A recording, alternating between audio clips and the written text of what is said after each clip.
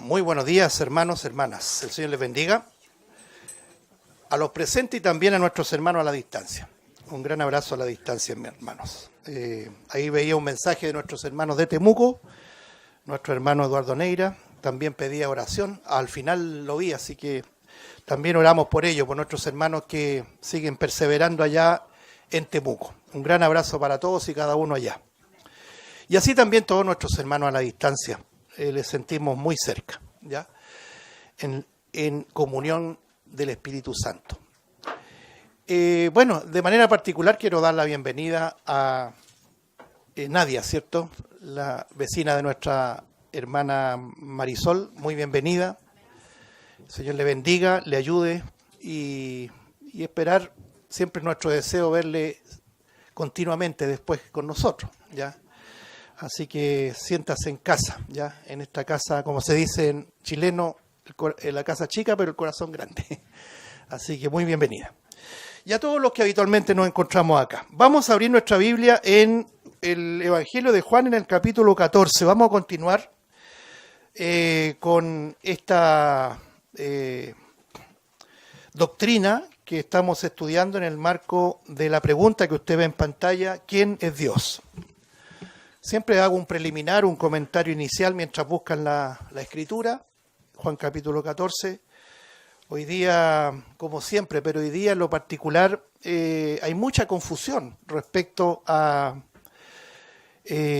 cuál es el camino verdadero, ¿cierto? El desprestigio de las instituciones, no solamente religiosas, sino que también seculares, ¿cierto? Políticas, instituciones de todo tipo que conforman la sociedad están tan desprestigiadas porque el hombre, todo lo que toma lo arruina, si eso es. Lo primero que quisiera señalar es que no existe la iglesia perfecta. Como dijo alguien, si usted encuentra hipotéticamente la iglesia perfecta, no vaya allí porque la va a arruinar. Porque nosotros somos seres pecadores, todavía falibles, ¿cierto? Tenemos errores y necesitamos imperiosamente de un Dios perdonador, de un Dios que nos ayude, ¿cierto? Que nos sostenga, que nos enseñe a vivir esta vida. Y déjense de jugar los dos ahí. Están jugando a la sillita musical. No, es broma, hermano. Así entramos en confianza. ¿En qué estábamos, hermano? Se me fue toda la... Bueno, pero lo que quiero decir, hermano, es que necesitamos de este Dios que nos perdona y nos ayuda a vivir, ¿ya? Y es muy importante empezar así porque hay varias versiones de Dios. La pregunta a lo mejor es muy básica, pero fíjense que vamos descubriendo que a veces nosotros no conocemos quién es Dios. Pensamos, por ejemplo, que Dios es aquel que nos va a satisfacer en todas nuestras necesidades. Y por eso que vamos a las iglesias y por eso que nos empezamos a comprometer con una iglesia porque queremos que el Señor nos dé lo que necesitamos, sea salud, sea alegría, bienestar familiar, que recupere mis finanzas o mi matrimonio o lo que sea, ¿cierto? Y concebimos a Dios como aquel que me va a solucionar los problemas. Me temo decirle que la Biblia no enseña a ese Dios, sino que nos enseña un Dios soberano, un Dios que hace como Él quiere. Y muchas veces en esa soberanía significa así, en términos simples para que lo pueda memorizar, es que Dios hace lo que quiere, que ejerce soberanía desde un trono, no es manipulable, Él no es como los hombres que se vende por dinero. Hoy día la religión, ustedes saben que está desprestigiada por el asunto del mal manejo de las finanzas y todo se ha vuelto un negocio. No, Dios no es, está muy lejos de eso. Dios tiene propósitos soberanos y que apuntan a la redención futura. El Señor lo que quiere es nuestra salvación, perdón de pecado, justificación. Y como lo decía nuestro hermano en la coordinación, Él nos advirtió, el Señor Jesucristo nos advirtió, y esto escuchémoslo con alta atención: en el mundo tendremos aflicción, pero confiad, yo he vencido al mundo. Lo dijo el Señor Jesucristo, son palabras de Él. Por lo tanto, este es el Dios que se revela en la Biblia, y es un Dios lejos de una lámpara mágica donde sale el genio para que nos brinde todos los deseos que queramos. No. El Evangelio no es un ofertón. El Evangelio es demanda. El Evangelio pide nuestra vida. Pide, como dijo el Señor, ¿quieren ser mis discípulos? Y uno dice, sí, Señor. Niégate a ti mismo, toma tu cruz cada día y sígueme. Eso es una demanda. Hasta lo que vemos ahí es una demanda, no es una oferta, ¿ya? Por lo tanto, vamos desmoronando, vamos desmitificando la idea de un Dios que está hecho por nuestra mente, pero no lo que revela la Biblia. Y en lo particular hemos estado descubriendo un Dios que se manifiesta en 3 personas, ¿cierto? Que está conformado por 3 personas. Dios Padre, Dios Hijo, Dios Espíritu Santo. De manera que cuando en la Biblia hablamos del Padre, ya sabemos inmediatamente que es Dios. Cuando hablamos del Hijo, que es nuestro Señor Jesucristo, también sabemos que Él no es un mero profeta, sino que es Dios. Y cuando hablamos del Espíritu Santo, descubrimos por la Biblia que también es Dios. Sin embargo, no son 3 dioses, sino que conforman un solo Dios. No es fácil entender eso. En nuestra dinámica humana, en nuestra dimensión humana, es muy difícil entender la Trinidad. Pero no porque no la podamos entender, no vamos a creer que existe. La Trinidad es una doctrina bíblica, ¿cierto? En donde un padre envía a su hijo a morir por nosotros, a padecer, ¿no es cierto?, en la cruz del Gólgota, para pagar el precio, ¿cierto?, que exigía la justicia de Dios, para rescatarnos a nosotros, viles pecadores. El justo por los injustos para llevarnos a Dios. ¡Qué maravilla es el Evangelio! Él que nunca hizo pecado, que nunca hubo engaño en su boca, quiso morir por ti y por mí, vil pecador. Lo envía el Padre, el Hijo viene a morir, y una vez que el Hijo asciende a la gloria y se sienta a la diestra de Dios, dice la Escritura, en otras palabras diciendo misión cumplida, tarea cumplida, ha cumplido la voluntad de su Padre, Él envía al Espíritu Santo que ahora mismo mora no solamente con los creyentes, sino que mora en los creyentes. Es decir, los creyentes se transforman en morada del Espíritu Santo. Tampoco lo podemos comprender, pero esa es una doctrina bíblica. Y antes de avanzar, siempre tenga la convicción de esto, mi hermano, mi hermana.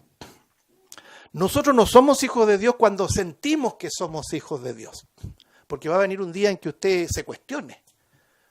Porque nosotros, los únicos que tenemos la lucha con la carne, con este cuerpo todavía pecaminoso, somos los creyentes. Una persona no creyente no tiene esa lucha. ¿Cuál es la lucha? En que, sabiendo de que somos cristianos, de que hemos sido salvados, perdonados, justificados, es decir, declarados justos e inocentes, todo por la obra de Cristo, aún así vemos en nuestra naturaleza muchas aristas del pecado, ¿no es cierto? En un amplio abanico, espectro de todos los pecados que conforman el pecado, porque el pecado es uno solo, transgredir la santa ley de Dios. Entonces vienen las preguntas, las luchas, y uno dice, ¿seré realmente hijo de Dios? A veces no tengo ganas de leer la palabra, a veces no tengo ganas de reunirme con los hermanos, y tengo esa lucha. Bueno, lo decíamos la otra vez, todo creyente también debe dar esa pelea. También es un indicativo, un síntoma de que hay que está el Espíritu Santo allí. Tiene que dar la pelea, como decía Pablo, golpeo mi cuerpo. No obstante, la lucha está. Pero lo que hay que afirmar fehacientemente como convicción es que sus convicciones no deben estar basadas en lo que usted siente, sino en lo que dice la Escritura. El que cree en el Hijo de Dios tiene vida eterna y ha pasado de condenación a salvación. Y eso nadie lo puede negar. ¿Quién nos puede acusar? ¿Quién nos puede condenar? No, nadie. Nada ni nadie nos puede arrebatar de la mano de Dios. Esas son convicciones bíblicas, hermano. Y una de las convicciones bíblicas es la promesa de la venida de la tercera persona de la Trinidad, que es el Espíritu Santo. Imagínense ustedes si no tuviéramos el Espíritu Santo los creyentes. No podríamos vivir. Falleceríamos en ánimo, ¿no es cierto?, en un corto plazo de nuestro peregrinaje. Leamos aquí en el Evangelio de Juan, capítulo 14, versículo 15. Si me amáis, guardad mis mandamientos. Eso ya lo comentamos. Lo primero, no podemos pasar rápido eso. Si me amáis, ¿amamos al Señor, hermanos? Amén. Pero nunca se te olvide que le amamos porque Él nos amó primero. El propio apóstol Juan dice, en esto consiste el amor, no en que nosotros hayamos amado a Dios, sino que Él nos amó primero. ¿A qué es la gloria entonces? Al Señor. No hay ninguna jactancia en nosotros. Si me amáis, entonces hay un resultado. Guardad mis mandamientos. Esta palabra guardar significa estar vigilando, observando constantemente la santa ley de Dios, la santa ley de Jesucristo, porque es el modelo de vida a seguir, pero que no se traduce de ninguna manera una condicionalidad para ser cristiano y para la vida eterna, porque si fuera así, ninguno de nosotros tendría garantizado ni un segundo de vida eterna, porque todavía seguimos siendo pecadores. Sin embargo, los pecadores creyentes, los pecadores perdonados, guardamos la palabra de Dios, guardamos los mandamientos de nuestro Señor Jesucristo como norma de conducta y de fe para obedecerlos, para vivir, para dar testimonio a un mundo incrédulo de que nosotros somos distintos. Démenme un paréntesis, cuánta mofa hacen los inconversos cuando aparece por ahí, y quizás con justa razón, un pésimo testimonio de un hermano evangélico, de un pastor evangélico, y hacen alarde, ¿no es cierto?, y los canales se ponen en cadena, mira este pastor que predicaba, y etcétera, etcétera, y hacen escarnio de todo aquello. Y esa responsabilidad, uno dice, mira, los medios de comunicación, no, si la responsabilidad es nuestra, no le echemos la culpa al canal tal o cual, la culpa es nuestra, por nuestra desobediencia, nuestra inconsistencia muchas veces, enlodamos el testimonio de Jesucristo. Entonces es muy importante eso, que el Señor nos ayude, conjuntamente con hablar del amor de Dios, que esté la demanda a obedecerle, ¿ya? Para dar buen testimonio, que el Señor nos ayude. Versículo 16, hablando el Señor Jesucristo, y yo rogaré al Padre, aquí está hablando el Hijo, en este concepto de Trinidad, y yo rogaré al Padre, Padre está con una P mayúscula para que entendamos de que el Padre también es Dios. Y os dará otro, esto es muy importante, otro consolador. La palabra consolador significa paracleto en griego, que significa ayudador, abogado, aquel que está a nuestro lado. Para que esté, dice, con vosotros para siempre. Nunca va a ser apartado de nosotros el Espíritu Santo, que es el consolador, el paracleto. Hermano, yo le voy a poner una problemática bíblica. Por ejemplo, el rey David en el Salmo 51 decía, no quites de mí tu Santo Espíritu. ¿Ya? ¿Cómo compatibilizamos esa oración del rey David, no quites de mí tu Santo Espíritu? Y aquí el Señor Jesucristo dice, haciendo alusión al Espíritu Santo, como lo dice a continuación en el versículo 17, Él estará con vosotros para siempre. Bueno, hay una manera de entenderlo por la propia Biblia, obviamente. Nunca debemos, ahí está el texto, muy bien hermano, gracias. Salmo 51:11, no me eches de delante de ti y no quites de mí tu Santo Espíritu. Acuérdense siempre, mis hermanos, que en el Antiguo Testamento el Espíritu Santo no actuaba como hoy día actúa. ¿Ya? En el Antiguo Testamento el Espíritu Santo venía del cielo, ¿no es cierto? Cumplía su misión en los creyentes y aún en los inconversos, y luego que cumplía su objetivo, nuevamente ascendía al cielo. Esa era la dinámica del Espíritu Santo. Pero cuando vino Cristo y establece un nuevo pacto, el Espíritu Santo viene y no viene solamente a cumplir un objetivo, sino que se queda morando en los creyentes, no por un mes, no por una década, para siempre. Esa es la gran diferencia. Por eso que es muy importante entender las Escrituras y trazarlas correctamente, porque hoy día se enseña que el creyente puede perder la salvación y el Señor puede quitar el Espíritu Santo, ¿cierto?, de un creyente, aludiendo a este Salmo 51:11. De ninguna forma, hermanos. Hay que entender los propósitos, los periodos, los tiempos, cómo Dios ha tratado con el hombre, y en lo particular, y somos privilegiados en eso, los que somos miembros de la Iglesia de Jesucristo. Es un tremendo privilegio, porque esto significa, ¿saben, hermanos? Esto es tan igual como los que se salvaron en el diluvio. ¿Quiénes son los que entraron en el diluvio? Yo le voy a preguntar, ¿los mejores? No, no fueron los mejores, porque hecho está, después que salen, ¿cierto?, del arca, demostraron que no eran los mejores. La misma pregunta, nosotros los que estamos en la iglesia, aquí mismo en esta iglesia local, no es la iglesia, sino que una de las tantas iglesias locales, ¿somos los mejores? De ninguna forma. El apóstol Pablo dice, nosotros no somos mejores que los que ahora mismo niegan el Evangelio de Jesucristo. Estamos adentro de una esfera de salvación, preservados para salvación por pura gracia. Por eso que esta sigla que tenemos nosotros, este lema, solo por gracia, más que un cliché, más que un título, es la realidad del Evangelio. Hermanos, hemos sido escogidos por gracia, hemos sido salvados, perdonados, justificados por gracia y seremos salvos por toda la eternidad solo por gracia. No hay ningún mérito en nosotros. Eso quiero aclararlo. Sigamos avanzando entonces. Evangelio de Juan capítulo número 16, entonces dice, yo rogaré al Padre, el ruego del Hijo siempre es cumplido por el Padre, y os dará, es un regalo, esto es muy importante, os dará el don del Espíritu Santo, el regalo del Espíritu Santo, es algo que reposa en el beneplácito del Padre y no en nuestros méritos. Porque usted no va a poder decir, yo merecía que el Señor me diera el Espíritu Santo. No, de ninguna forma, nosotros no merecemos nada. Somos solamente gratificados por el amor de Dios. Entonces Él nos da este consolador que ahora mismo nos consuela, nos ayuda, aboga por nosotros y nunca nos va a dejar solos, hermanos. Y estará con nosotros para siempre. El versículo 17 aclara lo que es el consolador. Dice, el Espíritu, ahí está la E mayúscula. El Espíritu de verdad, que es el Espíritu Santo, al cual el mundo, y esto también lo comentamos, que dice, no puede recibir. ¿Ya? Nos cambió un poco el switch, como se dice, de nuestra lógica religiosa. Nosotros siempre conjugábamos el verbo recibir, ¿cierto? O querer. Pero hay algo más profundo acá.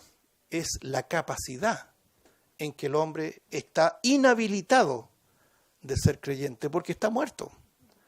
La Biblia dice que nosotros, sin Cristo, estábamos muertos en delitos y pecados. Por eso que en cada reunión siempre apelamos al Espíritu Santo para que dé vida a cualquiera que a lo mejor ahora mismo no pueda tener vida espiritual y le conceda vida espiritual para recibir el Espíritu Santo, el Espíritu de verdad, ¿cierto? Porque en sentido natural el hombre no puede recibirlo. Se necesita una cirugía mayor. Dice, porque no le ve ni le conoce, pero vosotros, ahí está, le conocéis porque mora con vosotros y estará en vosotros. Esta frase es muy importante para que entendamos que el Espíritu Santo iba a venir en el futuro. Acuérdense que Él iba a rogar al Padre y el Padre dice, os dará otro consolador. Ese otro significa uno que tiene las mismas características del Padre y del Hijo. Es un reemplazo, es un sustituto, es un vicario. ¿Se acuerda que hablábamos la semana pasada de lo que significa vicario? Significa representante fidedigno de alguien. Y un vicario no puede ser un hombre, sino que es el Espíritu Santo. Pero aquí se presenta en el versículo 17 la igualdad también con el Hijo, porque dice que el Espíritu de verdad al cual el mundo no puede recibir porque no le ve ni le conoce, pero vosotros le conocéis porque mora con vosotros, haciendo alusión a Él mismo, y estará, futuro, estará no con vosotros, sino que en vosotros. Ese en significa dentro de nosotros. Y ya con la doctrina que proviene, más adelante descubrimos que el Espíritu Santo hace morada en nosotros. Sigamos leyendo. Versículo 18. No os dejaré huérfano, vendré a vosotros. Es decir, quien viene es el Espíritu de Cristo, que es el mismo Espíritu Santo, que tiene las mismas prerrogativas y la altura de un Dios soberano, que lo vamos a ver más a futuro, ¿no? En las próximas reuniones. Versículo 19. Todavía un poco y el mundo no me verá más, pero vosotros me veréis porque yo vivo, vosotros también viviréis. Haciendo alusión, ¿no es cierto?, a su muerte y a su resurrección. Versículo 20. En aquel día vosotros conoceréis que yo estoy en el Padre y vosotros en mí y yo en vosotros. Este versículo 20, estoy sintetizando lo que ya hemos hablado, tiene que ver con esto maravilloso que es la unidad compuesta. ¿Se acuerda? No sé si usted se recuerda de Deuteronomio 6:4. Oye Israel, Jehová, nuestro Dios Jehová es uno. o uno es. Es decir, este Elohim que aparece allí, el Elohim, el término hebreo de Dios, para que no nos confundamos, es una pluralidad que compatibiliza con esta doctrina que le llamamos Trinidad, es decir, Dios Padre, Dios Hijo y Dios Espíritu Santo, pero que no son tres dioses, sino que es uno, un solo Dios, ¿ya? Por lo tanto, hay una unidad compuesta. Dice el Señor, conoceréis que yo estoy en el Padre y vosotros en mí y yo en vosotros, en la persona del Espíritu Santo. Verso 21. El que tiene mis mandamientos y los guarda, nuevamente alusión al versículo 15, ese es el que me ama, es un resultado, es un testimonio de un verdadero creyente, ese será amado por mi Padre, y yo le amaré y me manifestaré a él. Versículo 22 le dijo Judas, no el Iscariote, había otro Judas en su discípulo, no el Iscariote el traidor, Señor, ¿cómo es que te manifestarás a nosotros y no al mundo? Y este versículo 23 yo quiero que lo podamos reflexionar y resaltar o subrayar aquí en nuestro corazón. Dice, respondió Jesús y le dijo, el que me ama, mi palabra guardará y mi Padre le amará. Y note lo que dice acá, y vendremos a él y haremos morada en él. Este vendremos es muy importante porque es una pluralidad. ¿Quiénes son los que vendrán? Son los mismos que hablaban en el Génesis, por ejemplo, ¿se acuerda? Hagamos al hombre, pero nosotros creemos en la creación, ¿cierto? Y dice el Señor, hagamos. ¿Cómo es que Dios singular, dice, hagamos al hombre? ¿Quiénes son esas personas que conforman a Dios, como dice Génesis 1:26? Es la Trinidad, no podríamos explicarlo de otra forma. Dios Padre, Dios Hijo, Dios Espíritu Santo, que ya existían, hicieron el hombre. El Dios singular se transforma en una pluralidad. Aquí lo dice. El que me ama, mi palabra guardará, y mi Padre le amará, y vendremos, y haremos morada en él. Ahí aparece Padre, Hijo, ¿y qué más? Y Espíritu Santo. Por lo tanto, vamos comprendiendo, mis hermanos, lo que significa esta igualdad no solamente del Hijo con el Padre, sino que el Espíritu Santo con el Hijo y el Padre. Aparecen tres personas. Si avanzamos un poco, hermanos, nos vamos a el capítulo número 15. Hay mucho más que recorrer en el capítulo 14, pero yo lo invito a seguir indagando de manera particular. En el capítulo número 15, versículo 1 dice lo siguiente. Yo soy la vid verdadera y mi Padre es el labrador. Eso alude a la unidad del Padre con el Hijo. ¿Ya? Aquí entendemos que toda la obra, hermanos, y específicamente la obra de redención, se realiza por este Dios soberano que se revela en estas tres personas, tanto el Padre como el Hijo.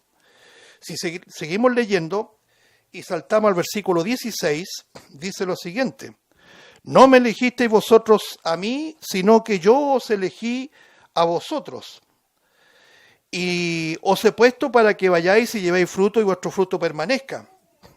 Para que todo lo que pidiereis al Padre en mi nombre, Él os lo dé. Esto os mando que os améis unos a otros. Versículo 18. Si el mundo os aborrece, sabed que a mí me ha aborrecido antes que a vosotros. Si fuerais del mundo, el mundo amaría lo suyo.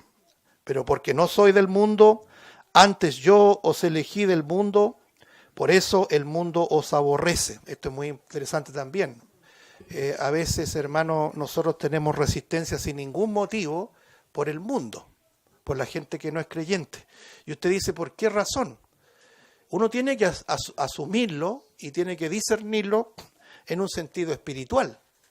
No siempre es un asunto de solamente carne y sangre, en el sentido de decir, esta persona le caigo mal. No, usted tiene que discernirlo en un sentido espiritual. Usted es un hijo de Dios, usted es un creyente, usted tiene el Espíritu Santo y siempre hay resistencia a la luz del Evangelio, a la luz del Hijo de Dios. Porque queramos o no, lo merezcamos o no, tú y yo somos lumbreras donde vayamos, hermano. Y eso causa resistencia, eso causa siempre oposición. Versículo 20. Acordaos de la palabra que yo os he dicho, el siervo no es mayor que su Señor. Si a mí me han perseguido, también a vosotros perseguirán. Si han guardado mi palabra, también guardarán la vuestra. Mas todo esto os harán por causa de mi nombre, porque no conocen al que me ha enviado. Nuevamente una alusión al Padre que envía al Hijo. ¿Se acuerda que lo leíamos? Verso 22. Si yo no hubiera venido ni les hubiera hablado, no tendrían pecado, pero ahora no tienen excusa por su pecado. El que me aborrece a mí, también a mi Padre aborrece. ¿Por qué razón? Porque el Hijo está en el Padre, porque el Padre y el Hijo uno son. Si yo no hubiese hecho esto, hubiese hecho entre ellos obras que ningún otro ha hecho, no tendrían pecado. Pero ahora han visto y han aborrecido a mí y a mi Padre. Verso 25, pero esto es para que se cumpla la palabra que está escrita en su ley, sin causa me aborrecieron. Esa es la verdad del Señor, ¿no es cierto?, en profecía. ¿Ya? El Señor fue aborrecido, pero fíjese que no por el ciudadano normal y común y corriente, sino específicamente por la religión. Era un peligro para la religión.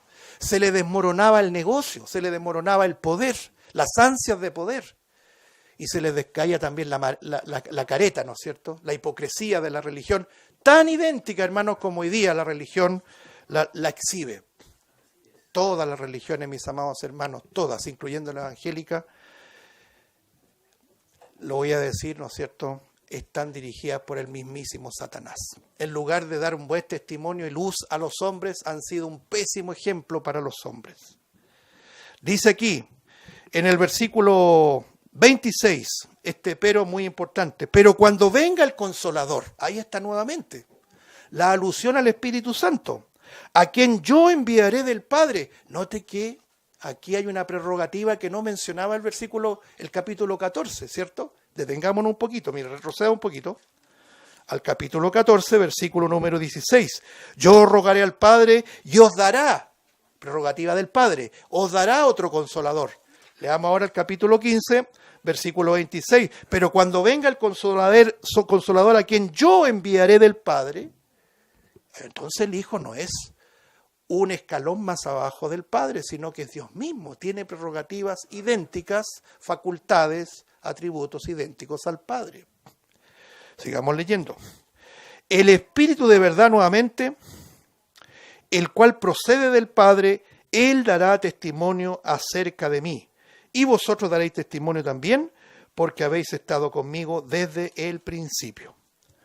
Qué tremendas palabras del Señor, hermano. Si usted retrocede un poco al capítulo 14, versículo 26, lea usted lo que dice.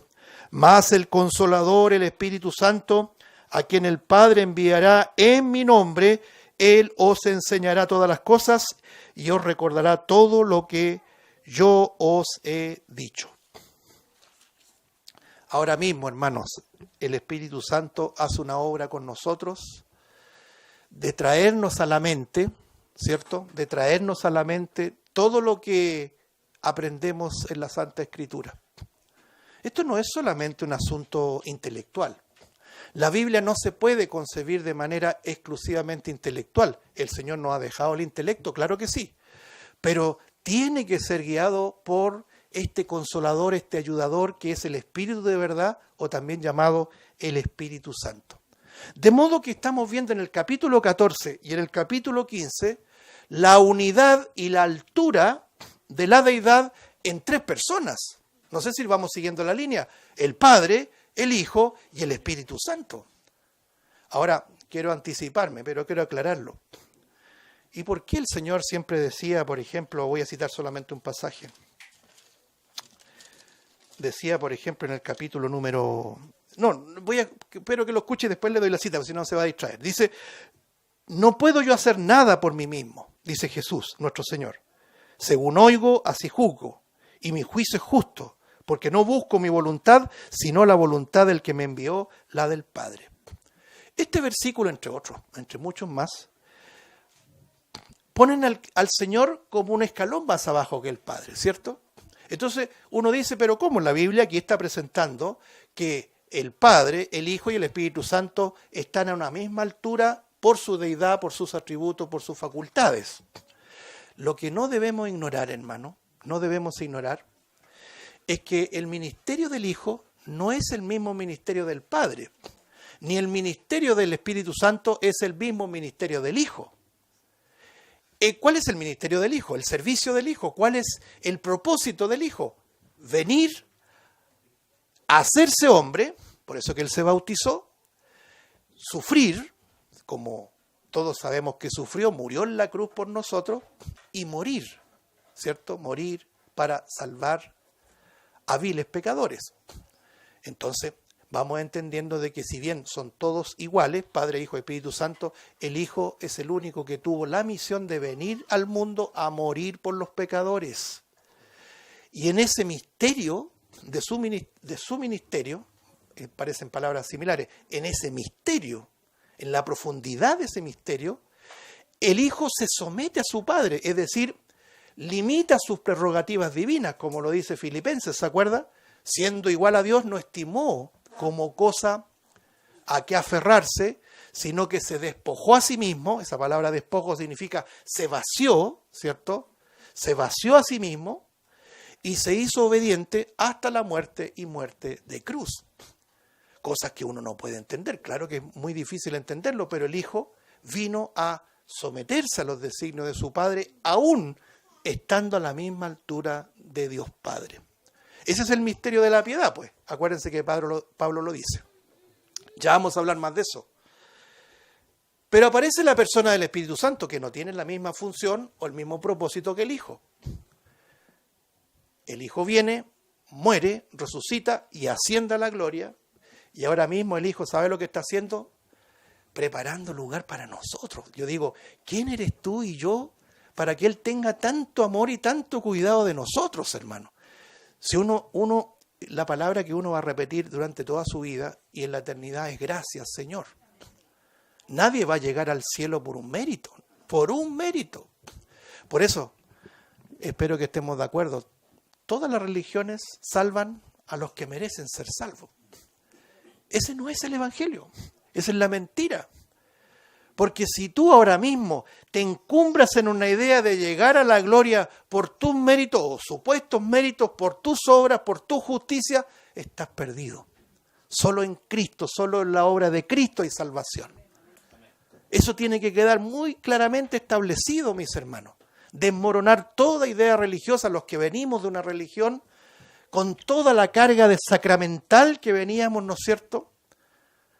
Y que siempre pensábamos, los que llegan al cielo van a ser los mejores. Y después nos encontramos con este santo libro, que no es para tenerlo de adorno, sino para leerlo, y uno descubre que los que van a ser salvos son los peores. El apóstol Pablo decía, palabra fiel y digna de ser oída por todos, sin excepción, que Cristo Jesús vino al mundo, ¿para qué? Para salvar a los pecadores. Y agrega Pablo, de los cuales yo, dice él, el apóstol Pablo, el tremendo apóstol Pablo, yo, dice él, soy el primero. Los peores son los que vamos a ser salvos. Esa es la obra que hace el Hijo. Una vez que el Hijo llega a la gloria y está preparando lugar para nosotros, y Él no se ha olvidado de nosotros porque nos va a venir a buscar, acuérdense ustedes. Tiene listas sus maletas porque puede venir hoy día mismo. ¿Estás a cuentas con Dios? Porque el Señor puede venir hoy día.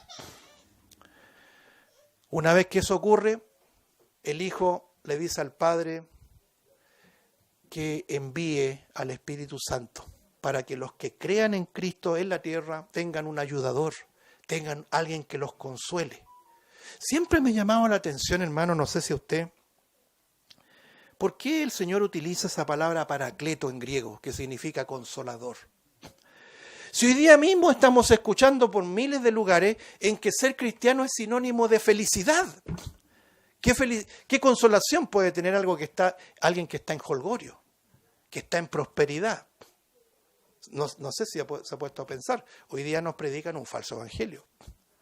El consolador es para los que estamos afligidos, para los que estamos cargados, para que los que descubrimos que vivir en este mundo no es tan fácil.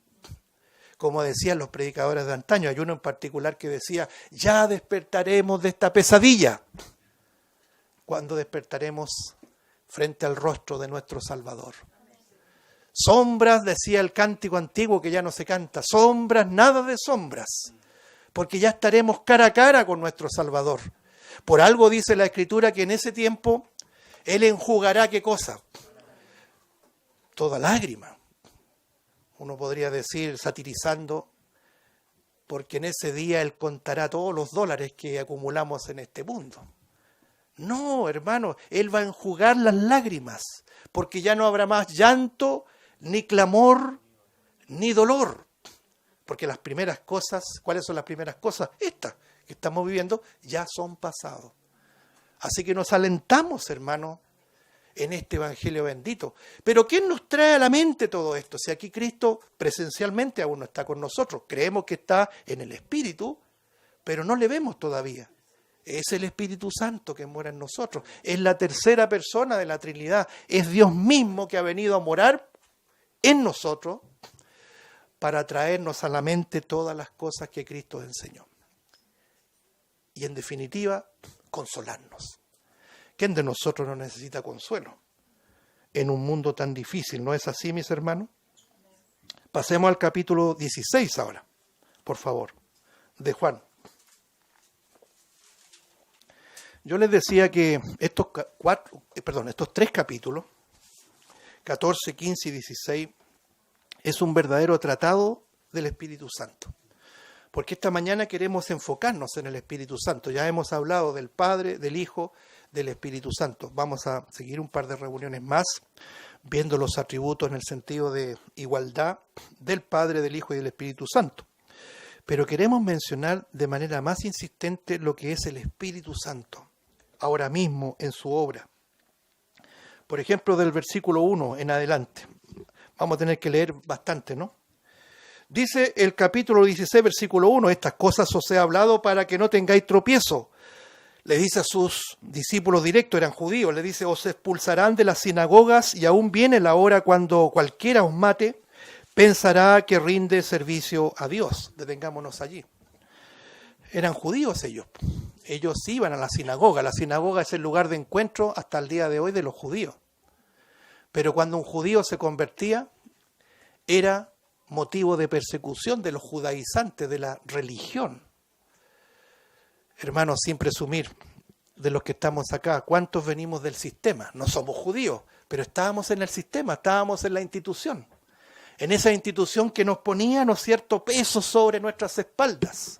En esa institución que no nos daba la solución verdadera que nosotros necesitamos, que es una solución espiritual, sino que nos ponían un inventario largo de reglas, de sacramentos que se debían cumplir, y lo peor, jugaban con nuestra culpa y nos manipulaban con la culpa. Y estábamos llenos de temores, llenos de supersticiones, ¿o no es así? Y que teníamos que incluso pagar para que el Señor nos abriera las ventanas de los cielos y nos pudiera prosperar. Y manipulaban los textos, mientras que los veía ellos, ¿cierto?, sirviéndose de las ovejas. Esa no es la iglesia de Cristo. Y en otras palabras, nos expulsaban de esos lugares. No cabíamos allí. Ahora mismo, si hay un hermano que el Señor le abre el entendimiento y está en una institución así, sea católica, sea evangélica, sea lo que sea, y empieza a pedir razones a los líderes de las cosas que va a estar viendo en la Biblia, no crea que la institución va a cambiar. La institución lo va a expulsar. Entonces los creyentes en Cristo, en ese tiempo, iban a la sinagoga y hablaban de Cristo, ¿y qué es lo que hacían? Váyanse de aquí, porque estás hablando de este hereje, de este Jesús de Nazaret. Así como aborrecieron a Cristo, así también aborrecían a sus discípulos. De la misma forma, si usted hoy día mismo, por ejemplo, en un tema tan sensible como el dinero, usted dice, la religión, lo único que ha hecho es llenarse los bolsillos de dinero, no es correcto a la luz de la Biblia, no crea que los líderes van a decir, tienes razón, a ver, ¿por qué no exponen a la iglesia esta revelación que no la sabía? No, lo van a callar y lo van a expulsar. Eso es lo que está diciendo el texto. Versículo número 3, y harán esto porque no conocen al Padre ni a mí. Bueno, por eso estamos preguntando, ¿quién es Dios entonces? Todo el mundo se tutea con Dios. Hoy día, usted sabe, ante las necesidades de un hombre necesitado, de una mujer necesitada, ellos dicen que hay poder en tus labios para decretar, por ejemplo, sanidad. Entonces la gente va a una iglesia para ser sana. Y si no hay sanidad, yo voy a ir a otra iglesia y voy a buscar la sanidad, sea en esta o en otra iglesia, porque Dios me tiene que sanar. Y la pregunta, a la luz de la Biblia, ¿por qué Dios te tiene que sanar? El apóstol Pablo rogó 3 veces que lo sanara, el apóstol Pablo, y no lo sanó. Pero Pablo, en lugar de emigrar de un lugar a otro, entendió que Dios lo quería así. Y por una razón, porque el poder de Dios se perfecciona en la debilidad, en la fragilidad. Cuando somos frágiles, cuando somos dependientes, cuando vemos que nuestra salud o todo lo que no funciona alrededor nuestro, uno dice, vaya, en lo humano dice, parece que Dios no se acuerda de mí. No, Dios se glorifica en nuestra debilidad, en nuestra flaqueza. Yo sé que nosotros, cualquiera de nosotros quisiera ser pleno, ¿no? Tener salud plena, tener finanzas plenas, tener cariños, afectos plenos. Y cuando eso no se da, uno dice, ¿qué pasa con Dios? ¿Dónde está Dios? Pero Dios pone una enseñanza muy distinta. Esta gente expulsa el Evangelio porque no conocen al Padre ni conocen al Hijo, dice el versículo 6. No conocen quién es Dios. No sé si se entiende. Versículo 4. Mas os he dicho estas cosas para que cuando llegue la hora os acordéis de que ya os lo había dicho. ¿Cuál hora? La hora de la prueba, la hora cuando el Hijo iba a ser entregado. Acuérdense que estos capítulos 14, 15 y 16, incluyendo el capítulo 17, están solamente en el Evangelio de Juan. Y usted se preguntará, ¿enmarcado en qué episodio? Este es el único texto que tenemos que nos revela qué conversó el Señor con sus discípulos antes de ser entregado. Es tremendo. No lo tiene ni Marcos, ni Mateo, ni Marcos, ni Lucas. Lo tiene solamente Juan. Una tremenda revelación de lo que es el Padre, el Hijo y el Espíritu Santo. Y advirtiendo lo que vendría. Segunda parte del versículo 4. Dice la hora del Espíritu Santo, ¿cierto? Esto no os lo dije al principio porque yo estaba con vosotros. Lo que le estaba anunciando es lo que vendría en el futuro. Versículo 5, pero ahora voy al que me envió, es decir, al Padre, y ninguno de vosotros me pregunta, ¿a dónde vas? Versículo 6, antes, porque no os he dicho estas cosas, tristeza ha hallado vuestro corazón. Pero yo os digo la verdad, os conviene que yo me vaya, note lo que dice, porque si no me fuese, ¿qué dice? El Consolador, el Espíritu Santo, el Consolador no vendría a vosotros, mas si me fuere, os lo enviaré. Es decir, el propósito del Hijo era morir, resucitar, volver al cielo y enviar otro Consolador, es decir, un reemplazo al que se fue. ¿Se entiende, no? Igualdad, Padre, Hijo y Espíritu Santo. Estos versículos que vienen a continuación son tremendos. Por favor, pongamos atención. Cuando Él venga, deténgase allí, por favor. A ver, los expertos en gramática. Esa palabra Él, ¿qué es lo que vendría siendo? ¿Ah? Gramática. No. Pronombre personal. Pronombre personal, no es un artículo, es un pronombre personal. Vamos a hacer clases de gramática, hermano. ¿Ah? ¿Cuántos se acuerdan de las clases de la tía no sé cuánto? ¿Ah? Siempre ponía estos nombres. Pepito juega la pelota. ¿Quién juega la pelota? Pepito el sujeto. ¿Se acuerda? Y uno aprendía con eso. ¿Ah? Siempre Pepito, Luchito, excelente. Y ahí aprendíamos de manera magistral. Es importante subrayar este pronombre personal. Él con tilde. ¿Por qué? ¿Por qué me quise detener? ¿Cuántos han oído que el Espíritu Santo es una fuerza, es una energía, una fuerza activa? Los testigos de Jehová, con todo el respeto, por favor no se malentienda, con todo el respeto que ellos se merecen como personas, ellos están rotundamente equivocados. No solamente niegan la deidad del Señor Jesucristo, Es decir, ellos niegan que Jesús es Dios, sino que también niegan la deidad del Espíritu Santo. Y ellos dicen que es una fuerza activa. Pero aquí el Señor Jesucristo, ahí está el texto y está subrayado ahí, destacado, Él, el pronombre personal, cuando Él venga, y ahí me anticipo porque uno se entusiasma con esto. Nunca olvide que ahora mismo nosotros estamos esperando la venida de Cristo, ¿cierto? Pero hay quien detiene este evento, hay al presente quien detiene este evento. Es el mismo Él que aparece aquí, es el Espíritu Santo. Una vez que Él, con tilde, sea sacado, entonces viene el anticristo y nosotros obviamente salimos con el Espíritu Santo. Ya, eso es muy al margen. El Señor dice, cuando Él venga, es decir, cuando el Espíritu Santo, el Consolador, el Espíritu de verdad que es el mismo, venga, note, convencerá al mundo de pecado, de justicia y de juicio. Es decir, ahora mismo entendemos que el Espíritu Santo convence, persuade al individuo de tres cosas: de pecado, de justicia y de juicio. Tres palabras que son dignas de reflexionar también. Un ser humano nace, hermano, esto es muy importante, no importa que invirtamos tiempo en esto, es importante también repasarlo. Nace, a ver, le voy a preguntar, ¿en la esfera de salvación o en la esfera de la condenación? De la condenación, muy bien, de la condenación.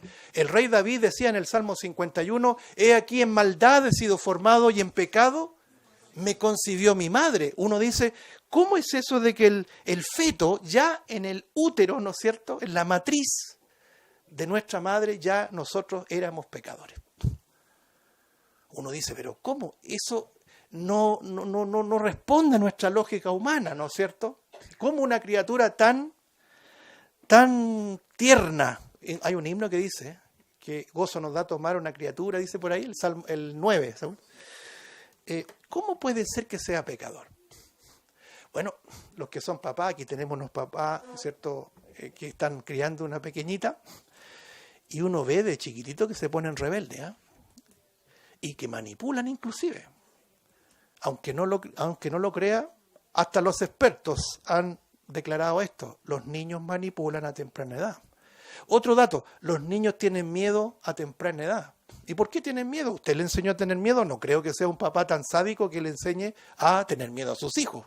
Sin embargo, usted le dice a un pequeño, anda a la habitación allá, y si está oscuro, va a pensarla dos veces en ir, ¿no? Sí voy, va a decir, ¿ah? Por temor. Entonces, ¿por qué razón hay rebeldía, hay resistencia a la obediencia? ¿Por qué? Por el pecado.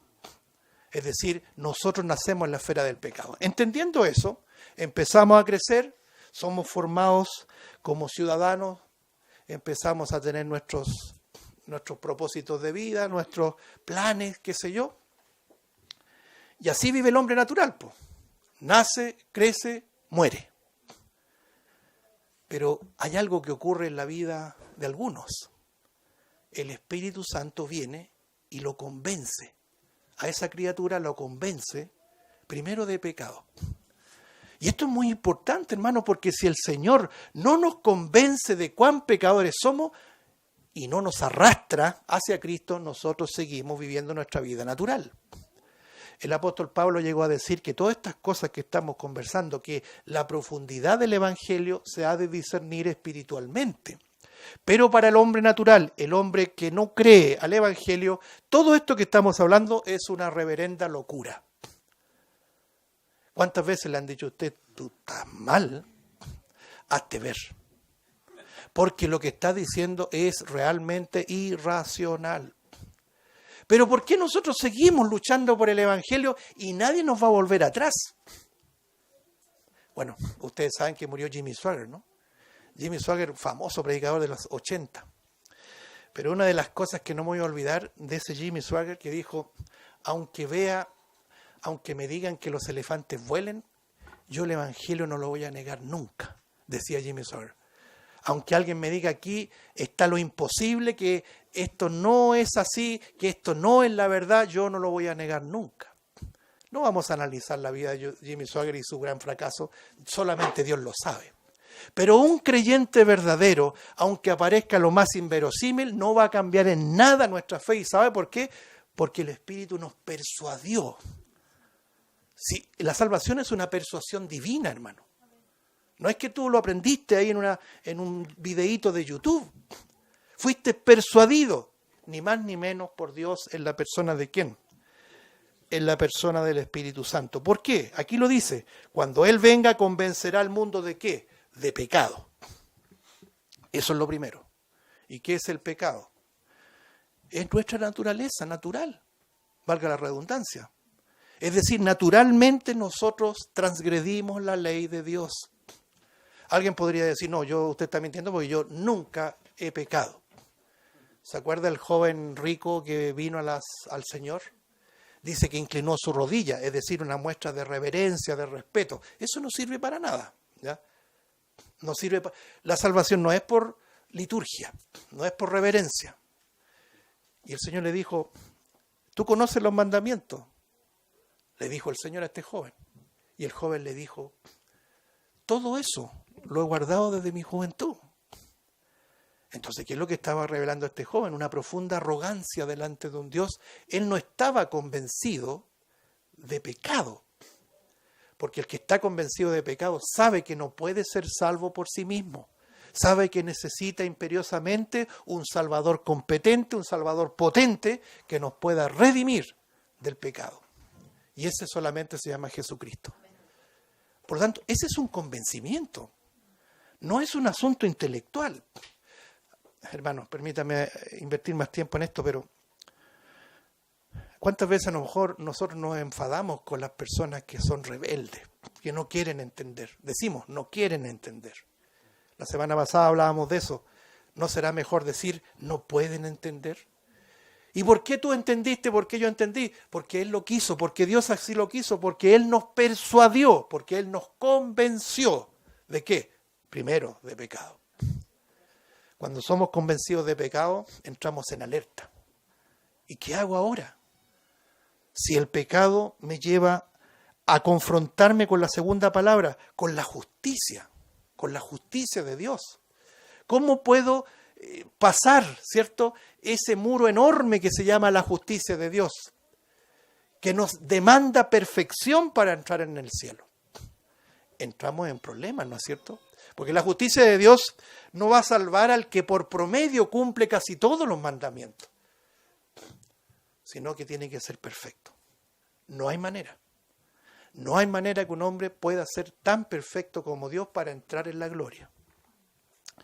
Nos convence de pecado, nos convence de ese muro invallable, ¿no es cierto?, que no podemos pasar, que se llama justicia de Dios, pero nos convence de algo más. Lea usted, y de juicio, porque Dios va a traer a juicio todo lo que nosotros hayamos hecho. Entonces uno entra en alerta. ¿Qué hacemos con esto? Soy un pecador miserable, he transgredido la ley de Dios, no puedo satisfacer la justicia de Dios, y es más, viene el juicio de Dios. Entonces, todos sabemos que esto es lo que hace el Espíritu Santo. ¿Para qué? Para llevarnos ¿a quién? Para llevarnos a Cristo y reposar en Cristo. Parece simple, ¿no? Pero no es el mensaje fácil de creer, sino es lo más difícil de creer y que solamente responde a una persuasión divina. Una vez una persona me decía, para ti es fácil creer. Para ti es sencillo decir, bueno, Dios te salvó sin hacer nada. No, no me vengas con ese evangelio. ¿O no es así que la gente tiene ese prejuicio de que nosotros creemos que somos mejores que los que no están en el evangelio? No, si se hizo canuto tal cual dice, se hizo canuto, ahora se cree bueno. Que lejos esté de nosotros eso, porque eso no es el evangelio. El evangelio es todo lo contrario. El evangelio es convencernos de cuán pecadores somos, de que no podemos saltar la valla, ¿cierto?, de la justicia de Dios, y que no podemos eludir el juicio de Dios. Estamos liquidados. De eso nos convenció el Espíritu. Pero para llevarnos a Cristo, que es el único que nos puede redimir de esa condición, la obra de Cristo. Sigamos avanzando. Aquí lo dice, versículo 9, perdón.